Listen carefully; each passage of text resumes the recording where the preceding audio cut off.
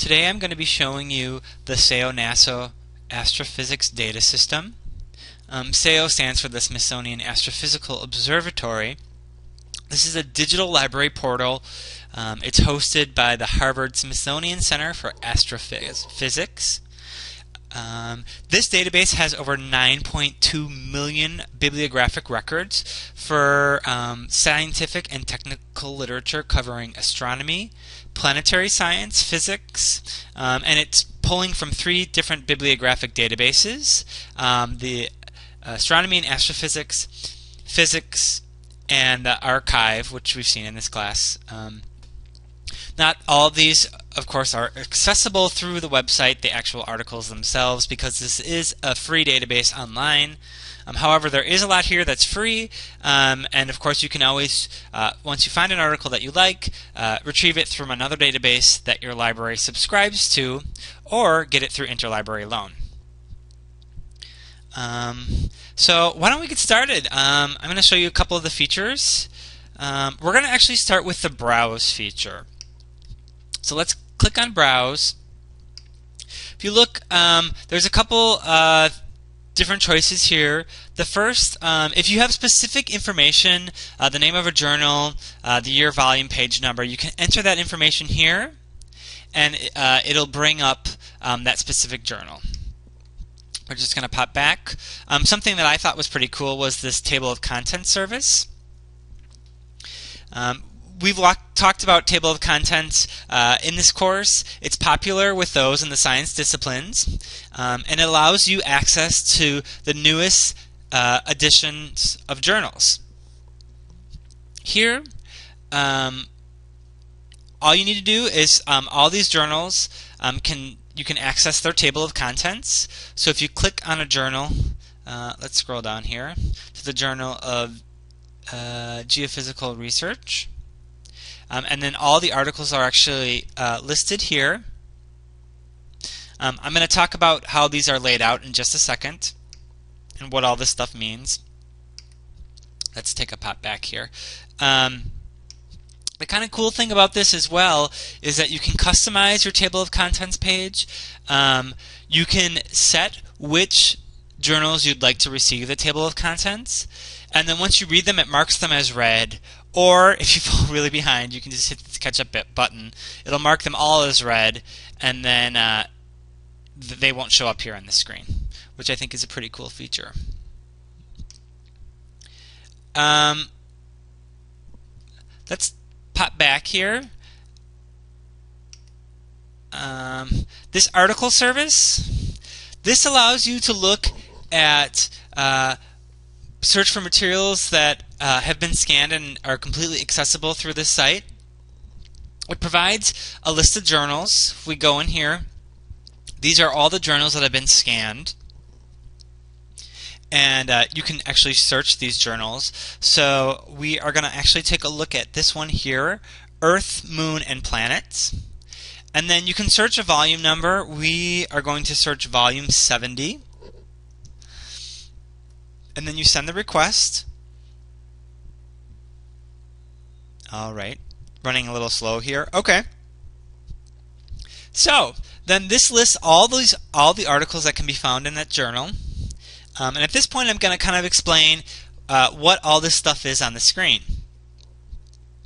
Right here, this is, if you click on this link, this will kind of give you a breakdown to all the information about the journal, including all the bibliographic information.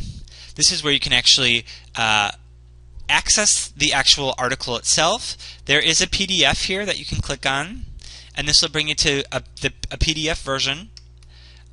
You can also click for a GIF version, depending on what is accessible with your system requirements. This button here is cool, this online data. This refers to what the author's affiliations are, and you can click on this and it'll actually pop you to their website. So the author actually works at the European Southern Observatory. Sorry, my screen's running a little slow here. Yep, and so then here's information about that organization. Just going to pop back here. The other thing is you can click on this, and the cool thing about this website is that all this information is interconnected. So these are all the references from this article that we're looking at. And so then we can also see if these articles are accessible.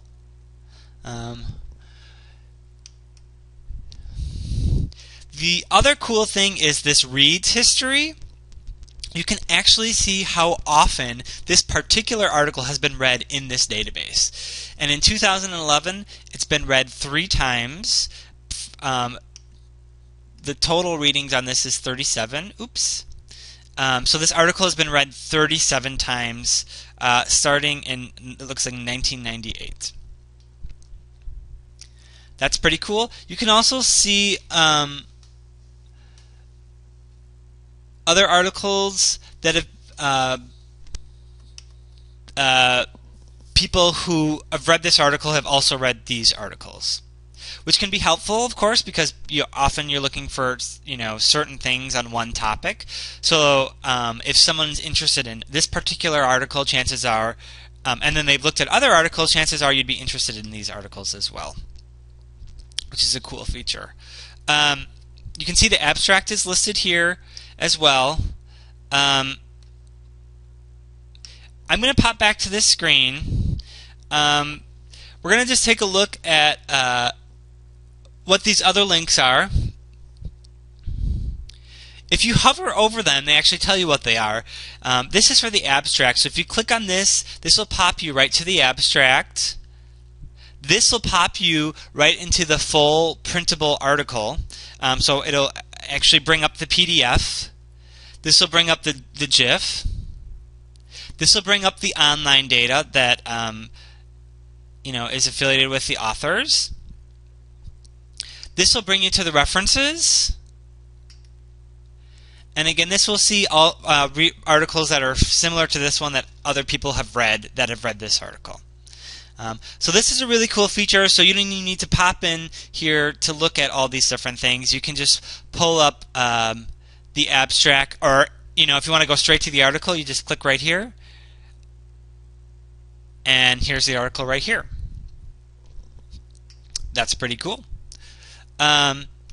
So let's go back to the browse feature. You can just click that and then click on the browse. A couple other things you can browse. They have this scanned historical literature service. These are some older journals, and these have been literally scanned with a camera. They've taken pictures. There's quite a few journals here. As you'll see, many of them are not in English, but we are going to scroll down a bit to find one called The Astronomer, just so you can take a peek of what this looks like. And we're going to look at volume 17. So this is really cool. This is just like a actual photo of this journal. It is a little slow going if you want to go page by page. Just click next page or previous page. Or you can look at all the thumbnails, which of course are really, really small. But if you had an idea of what you were looking for, or were interested in seeing images or charts, and you can see that from here, it's cool. You can kind of just browse these. Let's go back here.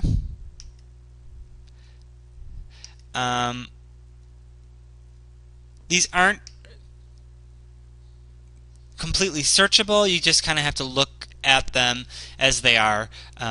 So, if you had an idea of something you wanted to see in a specific journal here, you could just browse, or just browse for fun. One other thing is the scanned book service. The scanned book service, there's about, I think, a total of 20 titles here.